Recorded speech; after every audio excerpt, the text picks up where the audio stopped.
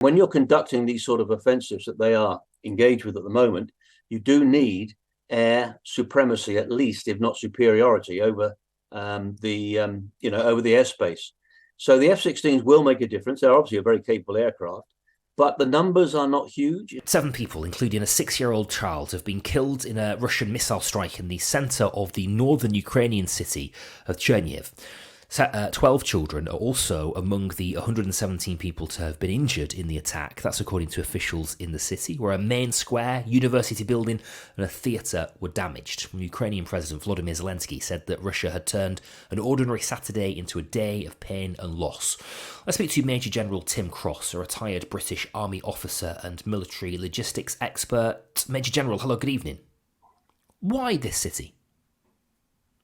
I'm not sure is the honest answer to that. I think it's probably random. I suspect it's not a. I don't know. My understanding is it's not a particularly important military hub or a logistic supply chain link or whatever. So I don't know. I think the Ukrainian counteroffensive is definitely stalling, and the Russians are definitely holding them at the moment. And I think they're just trying to hit cities at various times, almost randomly. I mean, clearly they're hitting deeply into West Ukraine as well as in the north here. And indeed in the south too. So I don't know. There may be any reason, but I'm not aware of it. It's an indiscriminate attack like that, killing a child in particular, but 7 seemingly innocent people, a theatre, a university, a main square, as you say, not a military target. That does appear to breach international law.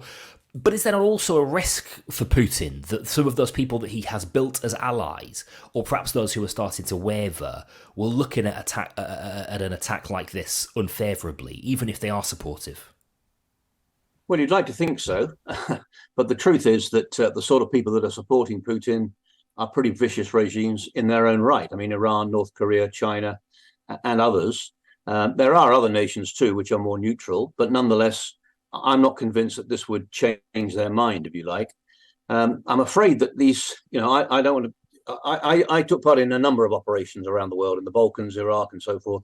And warfare is a terrible thing. Most of us, thankfully, don't get involved in it. We don't see the reality of it, and we haven't seen that in the mainland UK, of course, since World War II.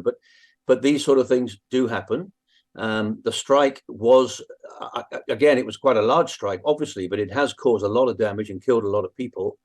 And I think it will irritate at best, an awful lot of people. But whether it will change the balance of opinion and support, the brutal truth is, I think not. You say the Ukrainian counteroffensive has stalled. Yeah, I think what we're seeing is they have put their second echelon into the offensive, tendiv, but they are now basically dismounted. They're having to fight their way through some very strong minefields and a very cohesive defense that the Russians have built up over the last few weeks and months. There's been poor weather. What the Ukrainians had obviously hoped for was to attack on a number of different fronts, create some sort of breakthrough, and then use tendiv and the main battle tanks, for example, Challenger 2 and the other heavy armored vehicles that they've got from us collectively in the West, and open up the front and take part in what we would call maneuver warfare, to get away from the attritional fight that's been going on for so long. And at the moment, there's no indication that they've been able to achieve that. So they are fighting an attritional fight at the moment. They're having to use a lot of artillery, having to use a lot of dismounted infantry and so on. And although, time is pressing, there are still obviously several weeks to go before the autumn kicks in. But nonetheless, it's quite a difficult period. It's not the last great effort, but nonetheless, it is undoubtedly an offensive that the Ukrainians hoped would have opened up the door to achieving some serious success. They have gained some villages and they have gained some territory, but in the great scheme of things, not a huge amount is the truth.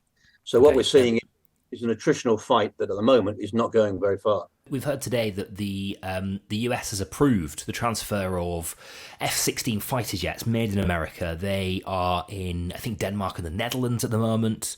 Yep. There'll be a bit of a delay, I think, because Ukrainian pilots have to be trained up on them. But when they will, it seems, come into service and be part of this war at some point in the not too distant future. What kind of difference will that make? Well, it will make some, but actually, in terms of the timelines, we're probably talking about several months before they can be put into the fight. One of the key issues here is the air campaign. The Russians have definitely got air superiority. They haven't quite got air supremacy, but Ukraine certainly hasn't. And when you're conducting these sort of offensives that they are engaged with at the moment, you do need air supremacy, at least, if not superiority, over over the airspace. So the F-16s will make a difference. They're obviously a very capable aircraft, but the numbers are not huge. It's rather like all these heavy armored vehicles. The numbers are not unimportant, but they're not huge. So the F-16s will make a difference. They will enable at least for some sort of air cover for some of these offensives. But it is going to be, I think, several. Well, I think probably next. We're talking about next spring, really, before the F-16s really begin to be seen to make a difference.